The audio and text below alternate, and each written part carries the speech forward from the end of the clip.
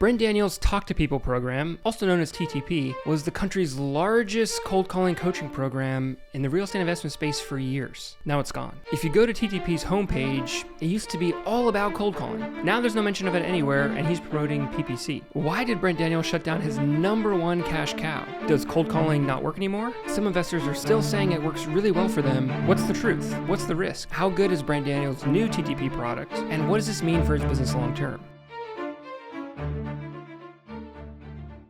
It's no secret that government regulations have slammed texting and cold calling in our industry over the past 5 years. But there's a lot more to this story than regulations about why Brent has pivoted his entire business seemingly overnight. See, for years, the main strategy that people were using to get into flipping and wholesaling was using the outbound marketing strategies of cold calling and texting. You would sign up with a company like REI Rail or REI Reply or Launch Control, and they would help you get a phone number list and text blast them over and over and over again, and it would be a cheap, easy way to find motivated sellers. And the #1 industry using this marketing channel was real estate. And right in line with texting was cold calling, where basically you would sign up with these companies like Mojo Dialer or Batch Dialer, and then you'd go get a list from, let's say, like PropStream, and then you would get a triple dialer, which basically is a software program that allows you to call 3 numbers at once, and you would just mass call these targeted lists that you would get over and over and over again. You would find properties, you get lists, skip trace them, get the numbers. So there's all these skip tracing services and phone calling services and list services out there that you would all combine to create your cold calling system, which was a great way for beginners to get deals for a very low cost. But in 2019, because of the prevalence of these marketing channels across real estate and other industries, Trump passed the Trace Act, which was designed to limit all the spammy texts and calls going on. It's led to Stir Shaken, which is now you'll notice on your phone that when you get calls you don't recognize, it'll say spam likely. Stir Shaken is what created that and allowed that to happen. And it required the FCC to crack down on spam and gave them more power to be able to find companies that were breaking the law much more easily. Recently, the FCC added new regulations to the TCPA, which I'm not going to go through all of it. I'll summarize the main points for you. Basically, you have to get explicit consent to send a text message out to somebody or get the risk of being fined $500 per text. Mobile carriers are now required to block spam texts. And also, the mobile carriers got together and created what's called the A2P 10DLC, which stands for Application to Person 10-digit long code. Basically, it's a registry service where you now need to register phone numbers in order for them to meet the requirements of not being spam. And all the numbers that don't meet these requirements are going to be flagged as spam, and you're not going to be able to use those phone numbers to send text to anybody. So companies like REI Reply, all the texts you're sending out and the phone numbers you're getting from REI Reply are going to be flagged as spam and basically render the whole service useless. Companies like Launch Control are trying to combat this and give you registered phone numbers and ways to filter out the do not call list, and are now requiring investors who have a website to put a checkbox on their form that says, if you fill out the form on this website, you are now expressing consent to allow us to text you, which investors who work with us in our PPC company, they've been asking us a lot and pressuring us to add the checkbox to the form.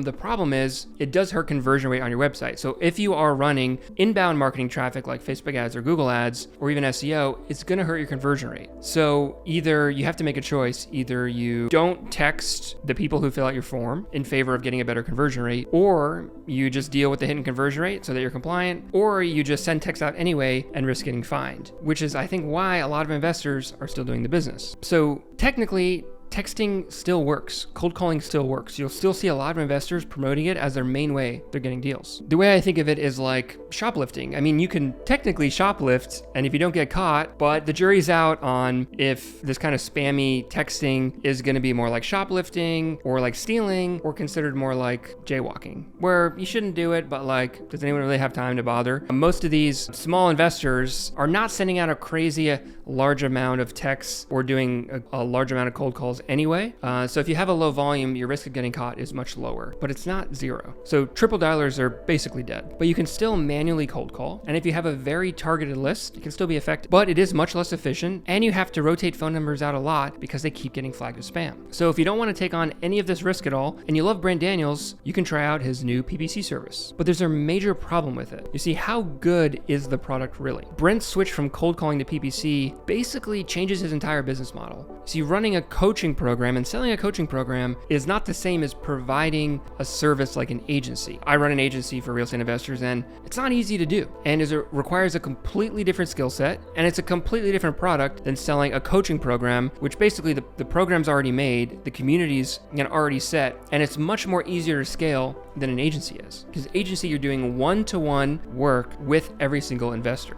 It's like when Microsoft created the Zune to compete against the iPod. Maybe a similar type of product, but Microsoft it wasn't their wheelhouse. There's a reason no one's heard the word Zune in the last 10 years. But Brent Daniel does have a track record of building and running multiple successful businesses. So I wouldn't count him out. But this is a new service, and it remains to be seen how good it is. He had a ton of reviews and content for cold calling, and there's not a lot there for PPC yet. I'm expecting there will be in the future, but I'm not really sure. It does take time when you are starting to run ads for real estate investors, because real estate is a slow game, and because PPC takes a while, it's gonna take time for Brent to get all the case studies. Even if he does everything right, it's going to take a while to get all the case studies of investors who are succeeding with it. Months and months and months and months. So what does this mean for his TTP business long term? Well, a couple years ago, Brent also took over Wholesaling Inc. He was the primary coach for it. Now he's an owner in it, and there may be some type of brand merger down the road. I have no idea. If I had to guess, that's an option. If I was him, I'd consider doing that. In his PPC offer, he leverages his Wholesaling Inc. community as well, which is a smart play. And TTP obviously isn't his only income stream. So Brent Daniels isn't going anywhere. But the problem is, coaching program for newbies and PPC don't really synergize very well, in my opinion, because cold calling is a service that's designed for beginners. It's low cost and easy to get started. PPC is not. With our agency, we don't work with any beginners. We get calls every single day from people who are trying to get into the business, and we don't work with any of them because PPC isn't cheap, and you need to be good at sales because it's competitive, the leads are high quality, and the stakes are higher. So it's not a good place to start if you're a beginner. So Brent is selling to a completely different customer with PPC than he was with his coaching program. And I don't know how he's going to combine them. You see, we turn down beginners. And if you want to know why PPC doesn't work for beginners, and if you're considering running PPC and you're not sure if you're a good fit for it, well, you need to check out this next video where I go into exactly why PPC doesn't work for beginners. And even if you're not a beginner, here are the things that you need to watch out for before you ever spend a single dollar with PPC.